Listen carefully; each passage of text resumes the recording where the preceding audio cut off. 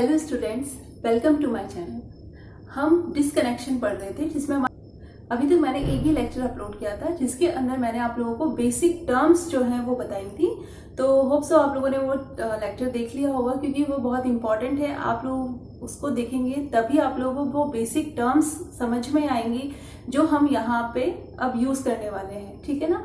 During the disconnection हम वो सारी टर्मिनोलॉजी जो हमने लास्ट क्लास के अंदर पढ़ी थी वो सारी हम लोग यहाँ पे यूज करेंगे। मैंने आप लोगों को लास्ट क्लास के अंदर कुछ रिएक्शंस के थ्रू बेसिक टर्म्स समझाई थी। तो वो जो बेसिक रिएक्शंस थी जितनी भी उन टर्म्स को समझाने के लिए वो हर एक स्टेप बहुत इंपॉर्टेंट था।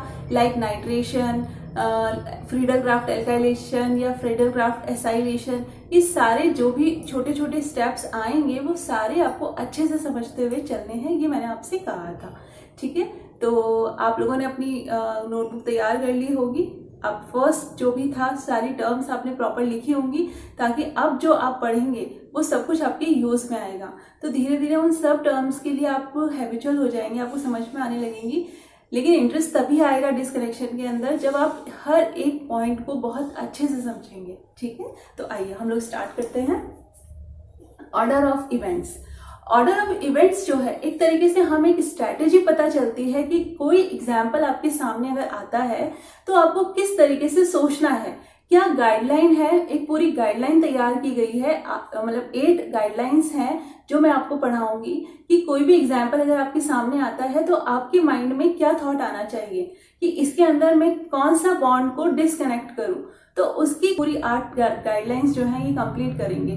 तो आप लोग अच्छे से इसको समझिएगा क्योंकि हो सकता है इस एक वीडियो में तो ये कंप्लीट नहीं होगा, नेक्स्ट वीडियो के अंदर ये कंप्लीट होगा।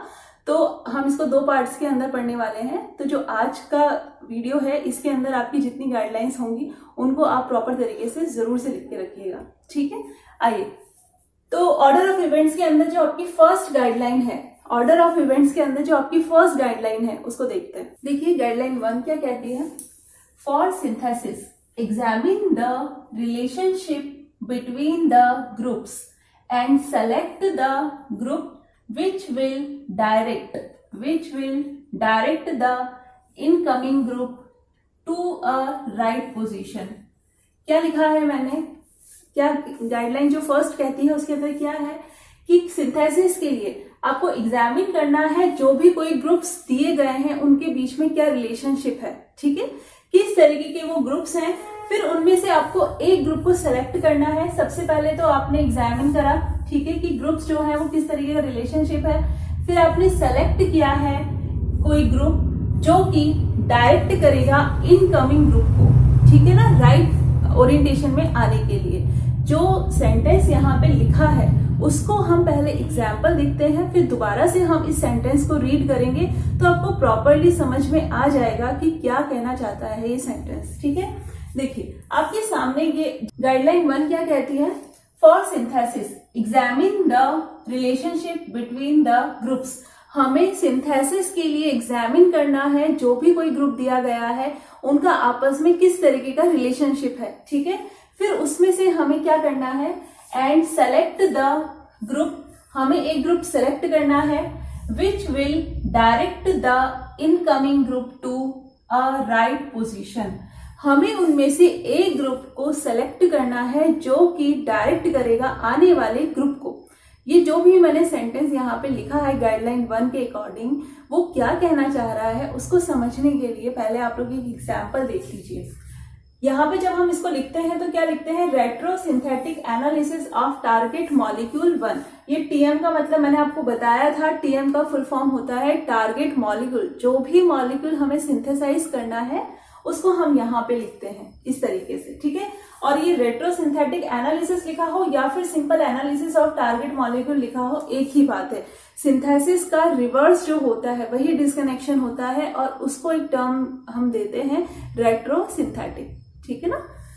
अब देखिए आपके सामने ये एक मॉलिक्यूल लिखा हुआ है, टारगेट मॉलिक्यूल फर्स्ट मैंने लिखा है। आपके सामने बेंजीन रिंग के ऊपर एक तो ये एल्काइल ग्रुप लगा हुआ है और एक ये एसिटाइल ग्रुप लगा हुआ है। 2 टाइप के ग्रुप्स लगे हुए हैं। अब हमें ये देखना है कि दोनों में से हम किसको डिस्कनेक्ट करें।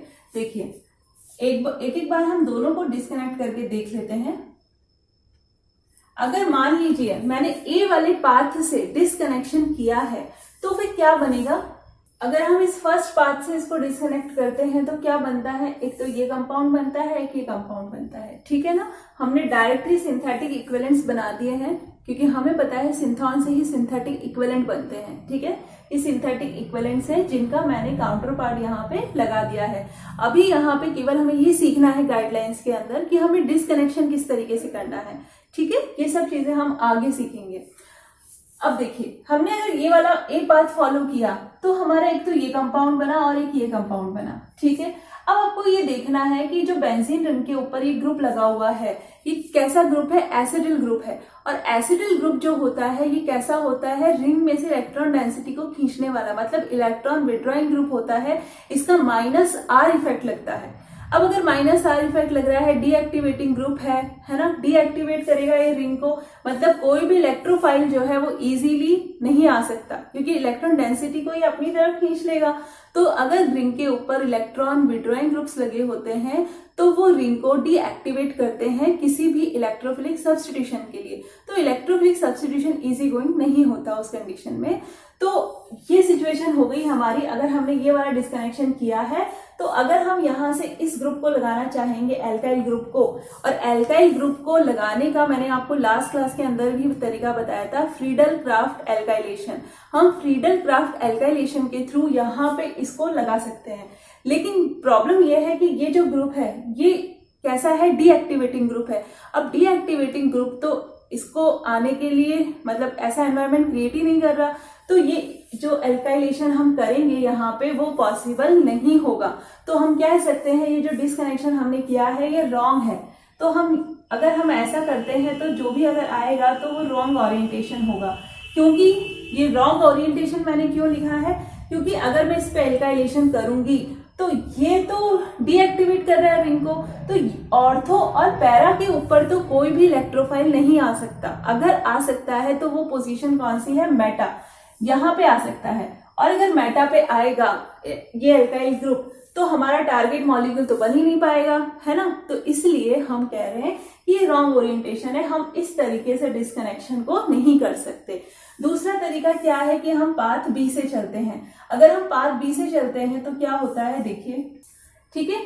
अगर हम पाथ बी को फॉलो करते हैं तो हमारे पास ये दो सिंथेटिक इक्विवेलेंट्स बनते हैं। तो आप देख सकते हैं कि अगर ये बना है बेंजीन रिंग के ऊपर एल्काइल ग्रुप लगा हुआ है, तो मैंने आपको ये बताया था कि बेंजीन रिंग के ऊपर इसका क्या लगता है, हाइपर कॉन्जुगेशन, ठीक है ना। हाइपर कॉन्जुगेशन लगेगा जिसकी वजह से इसके ऊपर इलेक्ट्रॉन डेंसिटी बढ़ जाएगी। आप सभी को रेजोनेंस, हाइपर कॉन्जुगेशन और इंडक्टिव इफेक्ट, ये तीन इफेक्ट आपको अच्छे से पढ़ने हैं। स्पेशली रिंग के ऊपर अगर कोई ग्रुप लगा हुआ है तो उसका किस तरीके का इफेक्ट है, आपको ये सब बातें पता होनी चाहिए, ठीक है। क्या लग रहा है, हाइपर कॉन्जुगेशन लग रहा है, तो इस वजह से इसके ऊपर इलेक्ट्रॉन डेंसिटी इंक्रीज होगी, तो कोई भी इलेक्ट्रोफाइल इजीली ऑर्थो और पैरा के ऊपर आके प्लेस हो सकता है। तो यहाँ पे अगर ये एल्काइल ग्रुप है तो ऑर्थो पे भी आ सकता है और पैरा पे भी आ सकता है। लेकिन ये ग्रुप थोड़ा बल्की है, इसलिए कोई भी ग्रुप इलेक्ट्रोफाइल ऑर्थो को प्रेफरेंस नहीं देगा, कहाँ पे आना चाहेगा, पैरा के ऊपर। तो हमारी प्रॉब्लम सॉल्व। हमने जो डिस्कनेक्शन किया है अगर हम इसको पहले डिस्कनेक्ट कर देते हैं तो जो कंपाउंड बनेगा, तो जब हम सिंथेसिस करेंगे तो एल्काइलेशन करने के बाद में हम इजीली एसिटाइलेशन कर सकते हैं, क्योंकि फ्रीडल क्राफ्ट एल्काइलेशन भी होता है और फ्रीडल क्राफ्ट एसाइलेशन भी होता है। अगर हमने पहले एल्काइल ग्रुप लगा दिया तो वो दूसरे वाले ग्रुप को क्या करेगा, एक तरीके से डायरेक्ट करेगा सही प्लेस पे आने के लिए, ठीक है। तो अगर इस तरीके का होगा तो वो क्या होगा, राइट ओरिएंटेशन होगा। बात मैंने आपको जो समझाई है वो समझ में आई है क्या? कहने का मतलब ये है कि हम पहले ग्रुप्स को एग्जामिन करते हैं, उन ग्रुप्स में हम रिलेशन देखते हैं कि अगर कोई ग्रुप है तो ये ग्रुप कैसा है, इलेक्ट्रॉन विड्रॉइंग ग्रुप, मतलब ये रिंग को डीएक्टिवेट करेगा। और ये ग्रुप कैसा है, इलेक्ट्रॉन रिलीजिंग ग्रुप, ये रिंग को क्या करेगा, मतलब ये ग्रुप कैसा है, इलेक्ट्रॉन डोनेटिंग ग्रुप है, क्योंकि इसका हाइपर कॉन्जुगेशन लग रहा है, जिस वजह से जो भी कोई रिंग है वो क्या हो जाएगी, इलेक्ट्रोफिलिक सब्स्टिट्यूशन के लिए फेवरेबल हो जाएगी। तो कोई भी इलेक्ट्रोफाइल इजीली यहाँ पे आ सकता है, पैरा पे और ऑर्थो पे। और ये ग्रुप थोड़ा बल्कि है, इसलिए ऑर्थो को प्रेफरेंस ना देके इसको देगा पैरा को। तो जो हमें चाहिए, हमें यही तो चाहिए, तो इजीली हमारा रिवर्स रिएक्शन जो है वो हो जाएगी, मतलब सिंथेसिस इजी गोइंग हो जाएगा। तो ये इसको यहाँ पे आने के लिए क्या कर रहा है, एक प्रॉपर ओरिएंटेशन में लेकर आ रहा है एसिटाइल ग्रुप को। तो इसलिए हमने लिखा है राइट ओरिएंटेशन। अब आप लोग जो सेंटेंस लिखा है उसको फिर से पढ़िए। For synthesis examine the relationship between the groups and select the group which will direct the incoming group to a right position. यहाँ पे हमने किसको सेलेक्ट किया, इस ग्रुप को सेलेक्ट किया जो कि क्या करेगा, इस ग्रुप को आने के लिए क्या करेगा, डायरेक्ट करेगा। ठीक है, राइट ओरिएंटेशन में आने के लिए क्या करेगा, डायरेक्ट करेगा। तो यहाँ पे इजीली ये आ जाएगा। तो फर्स्ट गाइडलाइन आप हो गया। इसके बाद अब हम इसका सिंथेसिस लिख लेते हैं। देखिए सिंथेसिस करना है हमें, हमारे जो स्टार्टिंग मटेरियल है वो क्या है, एक तो ये है और एक ये वाला कंपाउंड है। ठीक है ना, ये तो मैंने अभी यहीं तक ही डिस्कनेक्ट किया था, लेकिन हम इसको भी डिस्कनेक्ट करेंगे क्योंकि बेंजीन से स्टार्ट करेंगे। ठीक है ना, तो देखिए हमने लिया सबसे पहले बेंजीन। अब एक रिएक्शन तो आप लोगों को अच्छे से याद हो गई होगी अगर आप कंटिन्यू देख रहे हैं तो, Friedel craft alkylation. Friedel craft alkylation बहुत बहुत बहुत इंपॉर्टेंट है, हमारे बहुत काम आएगा। ठीक है ना, तो वापस से देख लीजिए, ये बेंजीन है, अगर हमें इस पे क्या करना है, इस ग्रुप को लगाना है, एल्काइल ग्रुप को लगाना है, तो इसके लिए मुझे क्या लेना पड़ेगा, का तो यहाँ पे इलेक्ट्रोफाइल बनेगा, मतलब Cl यहाँ से निकलेगा तो ये पॉजिटिव फॉर्म में इस तरीके से हमें मिल जाएगा। ओके, तो ये इलेक्ट्रोफाइल हमें मिलेगा और साथ में हमें क्या लेना पड़ता है, AlCl3। ओके, इससे क्या होता है, फ्रीडल क्राफ्ट एल्काइलेशन होता है। एसिड और कोई भी हमारा एल्काइल हैलाइड हो सकता है। ठीक है ना, तो यहाँ से Cl तो हट जाएगा और जो इलेक्ट्रोफाइल बनेगा वो किसी भी पोजीशन पे जाके प्लेस हो सकता है। अभी तो पूरी रिंग खाली है, तो देखिए यहाँ पे आ गया अपना, इसी तरीके से लिख देती हूँ इसको, ये हमारा एल्काइलेशन हो गया। ठीक है, अब क्या करना है, हमें इसमें एसाइलेशन करना है क्योंकि हमें यहाँ पे एसिडिल ग्रुप भी तो चाहिए। तो अब एसाइलेशन करने के लिए ये वाला हमारा स्टार्टिंग मटेरियल था, हमें हमेशा जो भी एसाइल ग्रुप है उसका हैलाइड ही लेना है। ठीक है ना, तो यहाँ पे AlCl3 ले लिया। तो इसका तो नाम क्या था, फ्रीडल क्राफ्ट एल्काइलेशन, और इसका क्या नाम है, फ्रीडल क्राफ्ट एसाइलेशन।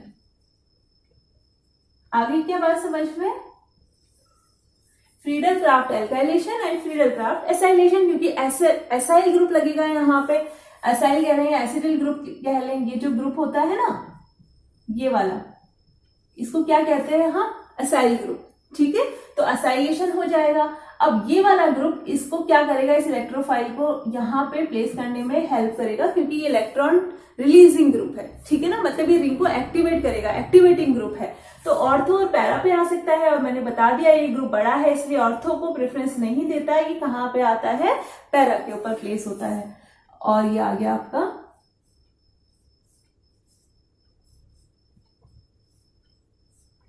ठीक है, जो टारगेट मॉलिक्यूल हमको चाहिए था वो हमारा सिंथेसाइज हो गया। तो इजी थी बहुत गाइडलाइन फर्स्ट। अब सेकंड गाइडलाइन देखते हैं। तो कितने लोगों ने पढ़ा है या नहीं पढ़ा है मुझे नहीं पता, लेकिन अगर आप लोग क्लास पढ़ रहे हैं तो हो सकता है किसी ने अगर नहीं पढ़ा है तो उसको प्रॉब्लम आएगी। तो मैं थोड़ा सा आपको ब्रीफ में बता देती हूँ कि अगर कोई बेंजीन रिंग के ऊपर ग्रुप लगा हुआ है तो आपको कैसे पता चलेगा कि ये डीएक्टिवेटिंग है या एक्टिवेटिंग ग्रुप है। ठीक है, मैं थोड़ा सा ब्रीफ में बता रही हूँ आपको। ये बेंजीन रिंग है आपके सामने, इसके ऊपर कोई ग्रुप लगा हुआ है। ठीक है, और इसके पास क्या है, लोन पेयर है। इसको ऐसे समझिए, बेंजीन रिंग के ऊपर लोन पेयर लगा हुआ है। अगर ऐसा होता है तो ये ग्रुप में क्या करता है, बेंजीन रिंग में ये ग्रुप इलेक्ट्रॉन्स यहाँ पे डोनेट करता है। तो जो इसकी रिजल्टिंग स्ट्रक्चर बनेगी उसके अंदर इलेक्ट्रॉन्स जब इस कार्बन पर आएंगे तो नेगेटिव चार्ज आएगा, मतलब बेंजीन रिंग के ऊपर नेगेटिव चार्ज आ रहा है और ये चार्ज डिलोकलाइज होगा, इसके ऊपर डिलोकलाइज होगा। तो नेगेटिव यहाँ आएगा ऑर्थो पे और यहाँ आएगा पैरा पे, यहाँ भी ऑर्थो पे। तो इस तरीके से बेंजीन रिंग के ऊपर जो नेगेटिव चार्ज आता है उसी वजह से हम कहते हैं कि बेंजीन रिंग को उसने क्या कर दिया, एक्टिवेट कर दिया। ओके, और डायरेक्ट कर रहा है कहाँ पे, ग्रुप को आने के लिए ऑर्थो और पैरा पे, और ग्रुप भी कौन सा, इलेक्ट्रोफाइल। ठीक है, तो ये बात हुई इसके बारे में। तो ये तो कैसा हो गया, एक्टिवेटिंग ग्रुप हो गया। ओके, एक और ग्रुप जो आपको पता चला, जिससे आपको ये पता चलेगा कि ग्रुप कैसा है, डीएक्टिवेटिंग ग्रुप है। मान लीजिए यहाँ पे कोई ग्रुप लगा हुआ है Z, ठीक है। इस Z के पास लोन पेयर नहीं है और ये मल्टीपल बॉन्ड के साथ में किससे जुड़ा हुआ है, एक ऐसे एटम से जुड़ा हुआ है जिसकी इलेक्ट्रॉन नेगेटिविटी क्या है, ज्यादा है। इससे आ रही क्या बात समझ? मैंने क्या कहा, बेंजीन रिंग से एक ऐसा एटम जुड़ा हुआ है जो लोन पेयर उसके पास नहीं है, लेकिन वो मल्टीपल बॉन्ड से एक ऐसे एटम से जुड़ा है जिसकी इलेक्ट्रॉन नेगेटिविटी इससे तो ज्यादा है। तो अगर ऐसी सिचुएशन होती है तो ये इलेक्ट्रॉन्स यहाँ से यहाँ शिफ्ट होंगे, ये इलेक्ट्रॉन यहाँ से यहाँ शिफ्ट होंगे, तो जो इसकी रेजोनेटिंग स्ट्रक्चर बनेगी उसके अंदर यहाँ पे पॉजिटिव चार्ज आएगा और रिंग के ऊपर पॉजिटिव चार्ज ऑर्थो और पैरा पे आता है। इसका मतलब कोई इलेक्ट्रोफाइल ऑर्थो और पैरा पे तो नहीं आ सकता, क्योंकि वहां पे तो पहले से ही पॉजिटिव चार्ज है, और अगर ऑलरेडी पॉजिटिव चार्ज होगा तो पॉजिटिव चार्ज स्पीशीज वहां पे नहीं आएगी। ओके, तो फिर कहां पर आएगी, तो फिर वो मेटा पर आती है, ठीक है। इसलिए हम कहते हैं जो डीएक्टिवेटिंग ग्रुप्स होते हैं वो मेटा डायरेक्टिंग होते हैं, ठीक है। क्या वर्ड यूज किया जाता है कि ये एक्टिवेटिंग ग्रुप्स तो कैसे होते हैं, ऑर्थो पैरा डायरेक्टिंग होते हैं, जबकि ये वाला जो ग्रुप है डीएक्टिवेटिंग ग्रुप, ये कैसा होता है, मेटा डायरेक्टिंग होता है। अभी जो हमने लास्ट एग्जांपल देखा उसके अंदर एसिटिल ग्रुप को हमने कहा था, एसिटिल ग्रुप में क्या था, COCH3। तो आप देख सकते हैं कि कार्बन के पास में तो कोई लोन पेयर नहीं है, लेकिन ये मल्टीपल बॉन्ड के साथ में ऐसे एटम से जुड़ा हुआ है जिसकी इलेक्ट्रॉन नेगेटिविटी ज्यादा है। कार्बन से ज्यादा ऑक्सीजन की इलेक्ट्रॉन नेगेटिविटी है, तो ये इलेक्ट्रॉन्स जो है ऑक्सीजन की तरफ शिफ्ट होंगे और यहाँ जो बेंजीन रिंग के जो इलेक्ट्रॉन्स हैं वो इस तरीके से शिफ्ट होंगे, तो बेंजीन पे पॉजिटिव चार्ज आता है। इसलिए हमने कहा था कि जो एसिटिल ग्रुप है वो क्या है, डीएक्टिवेटिंग ग्रुप है, और डीएक्टिवेटिंग ग्रुप जो होते हैं वो मेटा डायरेक्टिंग होते हैं। कोई इलेक्ट्रोफाइल अगर आता है तो वो मेटा पे आता है। आ गई बात समझ में? तो ये एक छोटा सा मैंने आपको बताया है जो आपको पता होना चाहिए, वरना जो मैं पढ़ाऊंगी आधे से ज्यादा तो यही सब बातें घूमेंगी कि ये एक्टिवेटिंग है या डीएक्टिवेटिंग है। तो कम से कम आप लोग ये आइडेंटिफाई तो कर सकें कि कौन सा जो भी कोई ग्रुप है वो किस तरीके से डायरेक्ट कर रहा है, ठीक है ना। तो इसको अच्छे से आप नोट कर लीजिए, ताकि आप लोग जब हम गाइडलाइंस पढ़ें तो उस दौरान में जितने भी इस तरीके के ग्रुप्स आएंगे तो आप लोग खुद डिसाइड कर पाए कि ये ग्रुप कैसा है। ओके, देखिए students, second guideline, if there is a choice disconnect first.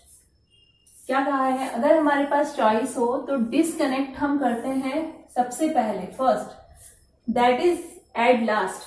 हम डिस्कनेक्शन पढ़ रहे हैं, हम जिसको सबसे पहले ब्रेक कर रहे हैं, जिसको सबसे पहले डिस्कनेक्ट कर रहे हैं, तो इसका मतलब यह है कि जब सिंथेसिस होगा तो उस ग्रुप को सबसे लास्ट में ऐड किया जाएगा। Okay, the most electron withdrawing substituent, क्या कहा है, disconnect first the most electron withdrawing substituent.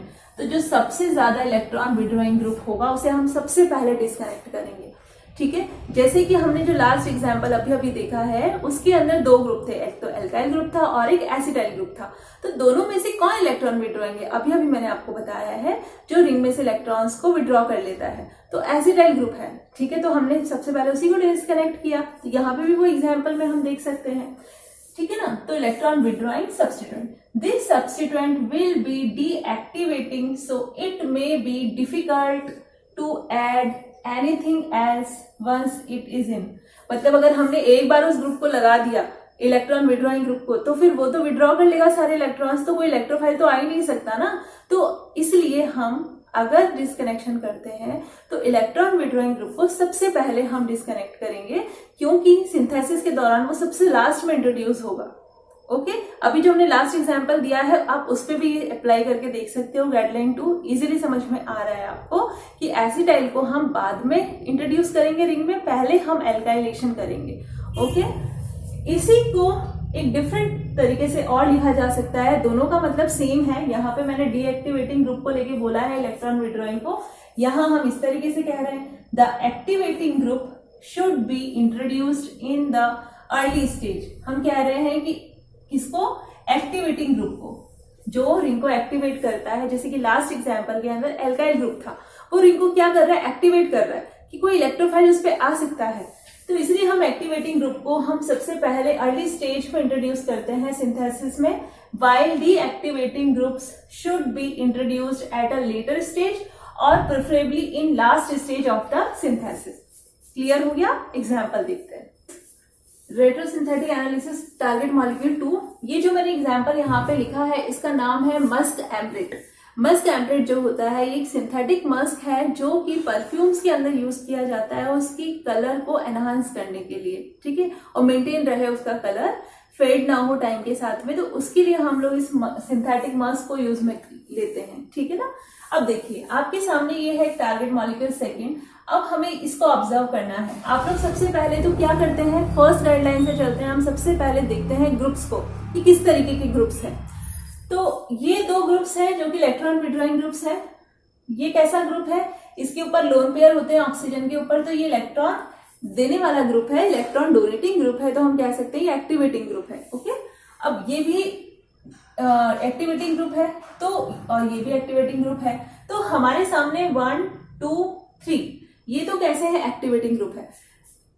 चाहे कोई सा भी इफेक्ट लग रहा है, चाहे यहाँ आर लग रहा है, यहाँ प्लस आई लग रहा है, यहाँ पे आपका हाइपर कॉन्जुगेशन लग रहा है, लेकिन ये दोनों ग्रुप कैसे हैं, इलेक्ट्रॉन विड्रॉइंग ग्रुप हैं। और अकॉर्डिंग सेकेंड गाइडलाइन क्या कहती है कि इलेक्ट्रॉन विड्रॉइंग ग्रुप्स को हमें सबसे पहले डिस्कनेक्ट करना है, ठीक है। तो बस उसको फॉलो कीजिए, हम सबसे पहले इसको डिस्कनेक्ट कर देते हैं। तो जब हमारे पास कई सारे सब्सटेंट हो तो हमें उसमें से सेलेक्ट करना है कि इलेक्ट्रॉन विड्रॉइंग कौन है, और अगर 2 इलेक्ट्रॉन विड्रॉइंग हो तो उसमें से मोस्ट इलेक्ट्रॉन विड्रॉइंग जो होगा हम उससे सबसे पहले डिस्कनेक्ट करेंगे, ठीक है। तो यहाँ पे तो हमारे पास कोई प्रॉब्लम ही नहीं है, एक ही इलेक्ट्रॉन विड्रॉइंग ग्रुप है तो हम उसी को डिस्कनेक्ट कर देते हैं। दोनों ही सेम है, दोनों को डिस्कनेक्ट कर देते हैं, ठीक है। तो देखिए अब आप लोगों को ये देखना है कि इसके अंदर ये ग्रुप तो कैसा है, ये कैसा ग्रुप है जिसका क्या लग रहा है, प्लस आर इफेक्ट लग रहा है। छोटे छोटे पॉइंट्स जो जेओसी के अंदर काम में आते हैं वो यहाँ पे जो भी हमारे आएंगे वो मैं आपको बताते चलूंगी। जैसे अभी मैंने आपको बताया था वैसे ही प्लस आर इफेक्ट लग रहा है, जबकि यहाँ पे आई लग रहा है और यहाँ पे हाइपर कॉन्जुगेशन लग रहा है। तो हमारे अकॉर्डिंग सबसे ज्यादा एक्टिवेटिंग ग्रुप कौन सा है, जो रेजोनेंस की वजह से लग रहा है, प्लस आर की वजह से लग रहा है। रेजोनेंस जो होता है सबसे ज्यादा हम कह सकते हैं सबसे पावरफुल होता है, फिर हाइपर कॉन्जुगेशन और इंडक्टिव इफेक्ट। तो यहाँ पे इसका क्या लग रहा है, प्लस आर इफेक्ट लग रहा है, जो इलेक्ट्रॉन डोनेटिंग ग्रुप है रिंग को एक्टिवेट करेगा। तो अगर मान लीजिए ये ग्रुप प्रेजेंट है तो ये क्या करेगा, डायरेक्ट करेगा किसी भी इलेक्ट्रोफाइल को आने के लिए ऑर्थो पे या पैरा पे। तो ऑर्थो पे तो ये सब्स्टिट्यूएंट लगा हुआ है, जबकि ये तो मेटा पे लगा हुआ है, और ये तो मेटा पे इसको डायरेक्ट नहीं करेगा। तो कहने का मतलब ये है कि हम इसको डिस्कनेक्ट नहीं करेंगे, क्योंकि फिर हम इसको फिर से यहाँ पे नहीं लेके आ सकते, इसलिए हम इसको डिस्कनेक्ट नहीं करते। हम इसको डिस्कनेक्ट करते हैं क्योंकि हम जानते हैं इसका क्या लग रहा है, प्लस आर लग रहा है, और प्लस आर जो है वो इतना स्ट्रॉन्ग है जिसकी वजह से कोई बल्कि ग्रुप भी यहाँ पर आसानी से आ सकता है, ठीक है। कोई और ग्रुप होता है जिसका कोई कम इफेक्ट होता तो हम नहीं कह सकते थे कि वो यहाँ आ सकता है, क्योंकि स्टेरिक हिंड्रेंस होता। ऐसा नहीं है यहाँ नहीं होगा, बट फिर भी पॉसिबिलिटी है कि यहाँ पे ये ग्रुप आ सकता है, ठीक है। तो हम डिस्कनेक्ट करेंगे इसको, क्योंकि हम थ्रू एल्काइलेशन इस ग्रुप को लेकर आ सकते हैं, क्योंकि यहाँ पे इसका क्या लग रहा है, प्लस आर लग रहा है, जिसकी वजह से ऑर्थो पे और पैरा पे कोई भी इलेक्ट्रोफाइल प्लेस हो सकता है। तो जब ये ग्रुप लगा होगा तो क्या हुआ होगा, एल्काइलेशन हुआ होगा, और वो भी कौन सा, फ्रीडल क्राफ्ट। तो हमारा क्या बन जाएगा, मॉलिक्यूल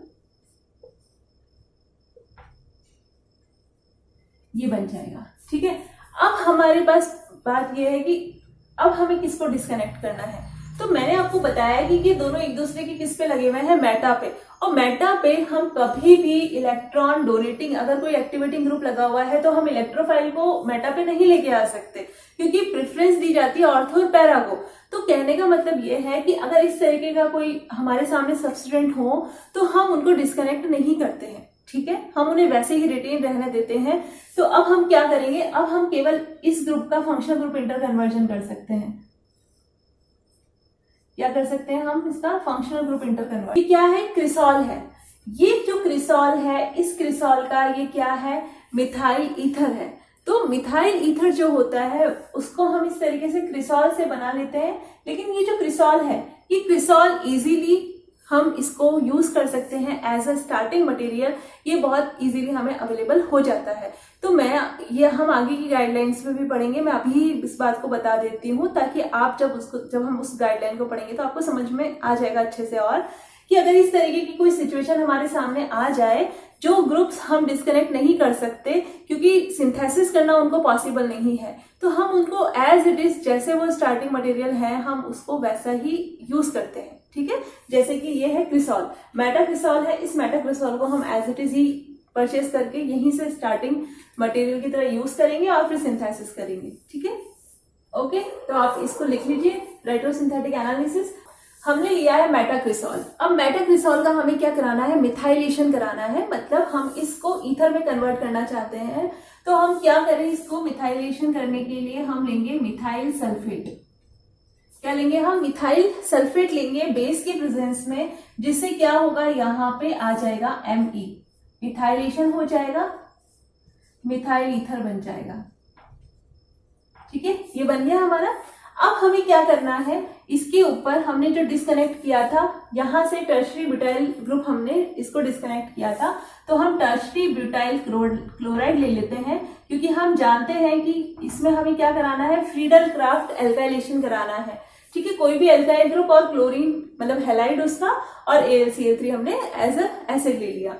तो जब इसका कराएंगे तो क्या बनेगा, आपका एल्काइलेशन हो जाएगा।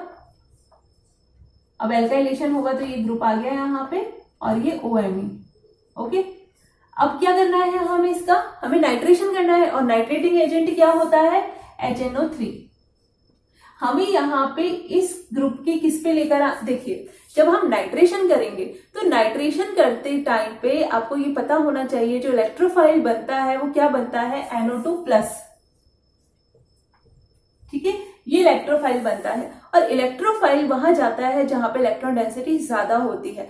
यहाँ पे सबसे स्ट्रॉन्ग जो ग्रुप है वो कौन सा है, OMe, जो कि डायरेक्ट करेगा किसी इलेक्ट्रोफाइल को ऑर्थो और पैरा पे आने के लिए। तो हमारा इसके ऑर्थो पे यहाँ आ सकता है, इसके पैरा पे यहाँ आ सकता है, और हमें यही तो चाहिए कि नाइट्रो यहाँ पे आ जाए और यहाँ पर आ जाए, तो बस हमारा तैयार हो गया टारगेट मॉलिक्यूल।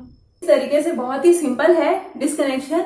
केवल हमको स्टेप बाय स्टेप जो चीजें हमने आज तक सीखी हैं उन्हीं को अच्छे से अप्लाई करना है, तो बहुत ही इजी गोइंग है। ठीक है, तो ये हो गया आपका नाइट्रेशन हो गया इजीली, यहाँ पे ऑर्थो और पैरा पे, ये आपका तैयार हो गया टारगेट मॉलिक्यूल सेकेंड।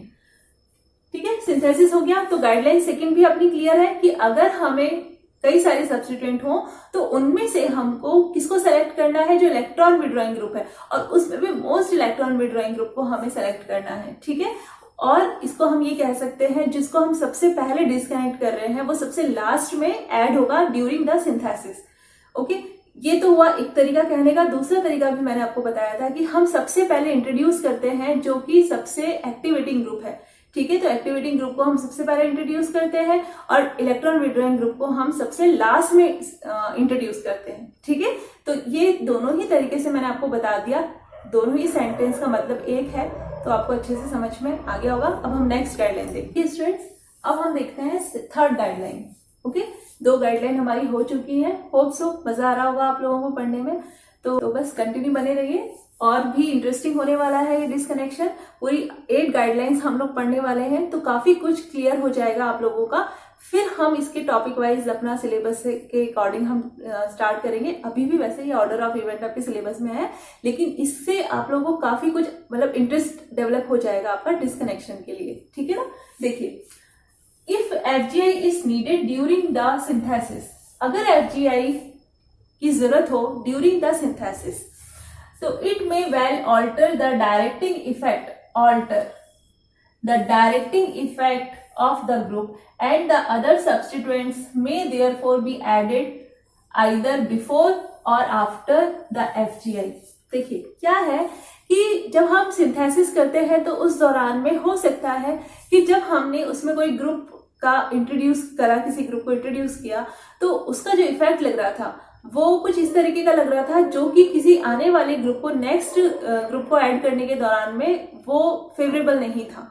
तो हम क्या करते हैं, उस ग्रुप का फंक्शनल ग्रुप इंटर कन्वर्जन कर देते हैं। उससे क्या होता है, उसका डायरेक्टिंग इफेक्ट ही चेंज हो जाता है।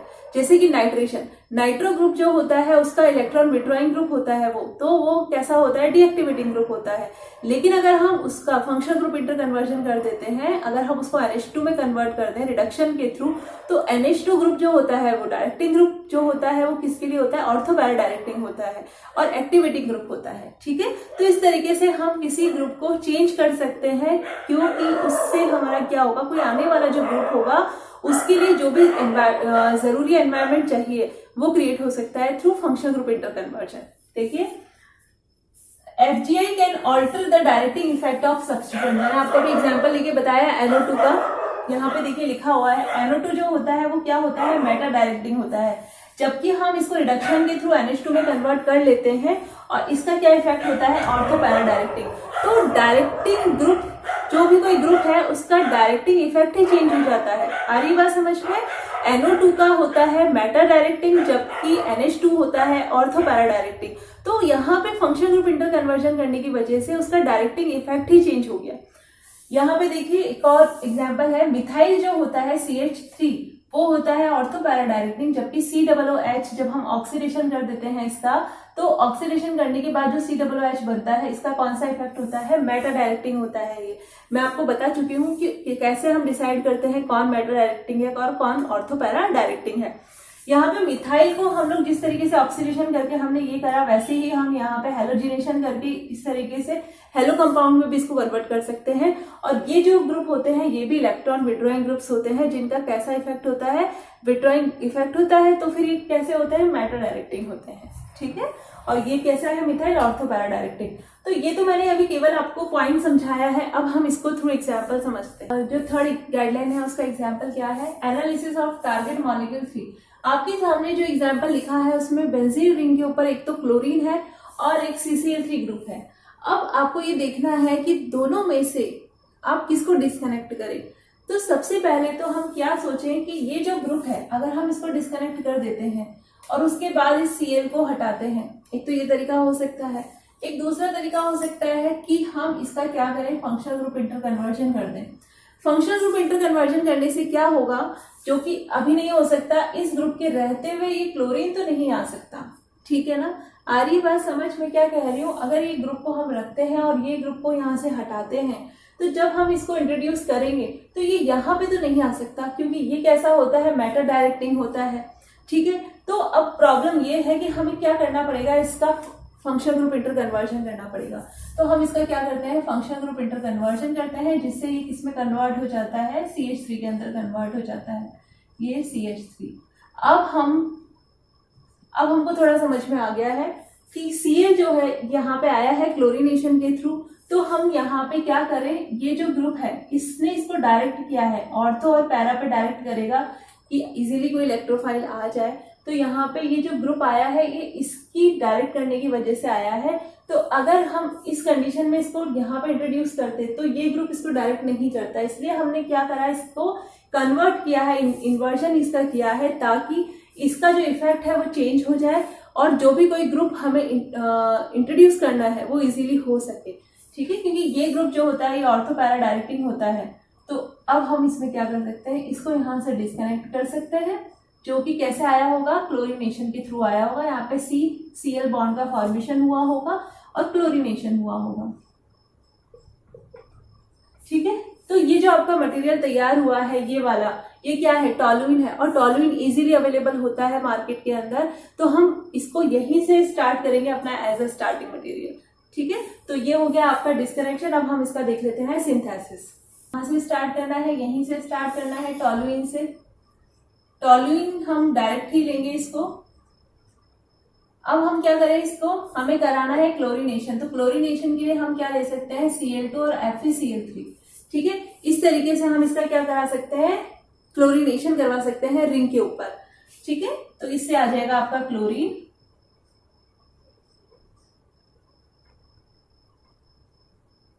अब क्या करना है हमें, अब हमें इसका करना है FGI। ठीक है, FGI मतलब इसका हमें क्या करना है, इसको क्लोरीनेशन करना है एक तरीके से। इसका क्लोरीनेशन करने के लिए हम लेंगे Cl2 और PCl5। ये लेने से क्या होगा, इस कार्बन पे जो sp3 कार्बन है, ये sp3 कार्बन जो है इसके सारे हाइड्रोजन को ये रिमूव कर देगा और सारे क्या आ जाएंगे, क्लोरीन। ठीक है ना, ये हो गया आपका। उसके बाद में आपको क्या करना है, यहाँ पे ये जो था आपका क्लोरीन, अगर मान लीजिए इस क्लोरीन को हमको किस में कन्वर्ट करना है, फ्लोरीन में, तो हम इसको वो भी कर सकते हैं। मान लीजिए हम यहाँ पे क्या ले लें, SpF5 एंटीमनी पेंटाफ्लोराइड अगर हम ले लेते हैं तो क्या होता है, यहाँ पे इसका फ्लोरिनेशन हो जाता है, ये किस में कन्वर्ट हो जाता है, CF3। ओके, तो इस तरीके से आपने एक और रिएक्शन यहाँ पे एडिशनल सीख ली है, क्योंकि हमारा टारगेट मॉलिक्यूल तो यही था, लेकिन ये एडिशनल ऐसे ही रिएक्शन यहाँ पे बता दी कि हो सकता है आगे आपके काम आए। कि अगर यहाँ पे क्लोरीन है और हम चाहते हैं यहाँ पे फ्लोरीन आ जाए, तो फिर हम क्या लेते हैं, एंटीमनी पेंटाफ्लोराइड से रिएक्शन करवा देते हैं, जिससे क्या होता है, ये फ्लोरिनेशन हो जाता है इसका। ओके, तो ये हो गई आपकी गाइडलाइन 3 कि हमें कोई भी ग्रुप को फंक्शनल ग्रुप इंटर कन्वर्शन करवाने की जरूरत पड़ती है तो हम करवाते हैं, क्योंकि उससे उसका डायरेक्टिंग इफेक्ट जो होता है वो चेंज हो जाता है। ठीक है, तो उससे क्या होगा कि जो भी कोई ग्रुप आने वाला है, जैसे यहाँ क्लोरीनेशन करवाना था तो उसके लिए जरूरी था कि यहाँ पे कैसा ग्रुप हो, इलेक्ट्रॉन रिलीजिंग ग्रुप हो, मतलब हम कह सकते हैं ऑर्थो पैरा डायरेक्टिंग ग्रुप हो, वो हमारी रिक्वायरमेंट थी। इसलिए हमने इसका क्या किया, फंक्शनल ग्रुप इंटर कन्वर्जन किया, क्योंकि ड्यूरिंग द सिंथेसिस हमें यही चाहिए था पहले, बाद में फिर हमने इसको इसमें कन्वर्ट कर लिया। ठीक है, तो ये हो गया आपका गाइडलाइन 3। अभी हम लोग ये गाइडलाइन 3 तक ही इसको पढ़ रहे हैं। नेक्स्ट क्लास के अंदर हम इसकी आगे की गाइडलाइंस पढ़ेंगे, जो अब बची हुई हैं 8 गाइडलाइंस हैं, तो नेक्स्ट क्लास के अंदर ये कंप्लीट हो जाएंगी। तो आप लोग इसको पूरी ऑर्डर ऑफ इवेंट जो आपकी 8 गाइडलाइंस है, इसको प्रॉपर तरीके से अच्छे से समझते हुए करिए, एक एक छोटे छोटे पॉइंट को भी। अगर आप लोगों को जो मैंने अभी तक बताया है, हो सकता है किसी बच्चे को किसी पॉइंट में कोई प्रॉब्लम आ रही हो, तो आप मुझसे कमेंट करके पूछ सकते हैं, मैं आपको रिप्लाई करके बता दूंगी जो भी आपकी क्वेरी होगी। तो आप लोग प्लीज किसी भी पॉइंट को लूजली ऐसे नहीं लेना कि ठीक है कोई बात नहीं, ये समझ में नहीं आया तो बाकी तो चीजें समझ में आ रही है ना, ऐसे नहीं है। आपको पूरा हर एक पॉइंट को अच्छे से समझते हुए पढ़ना है। Okay, thank you.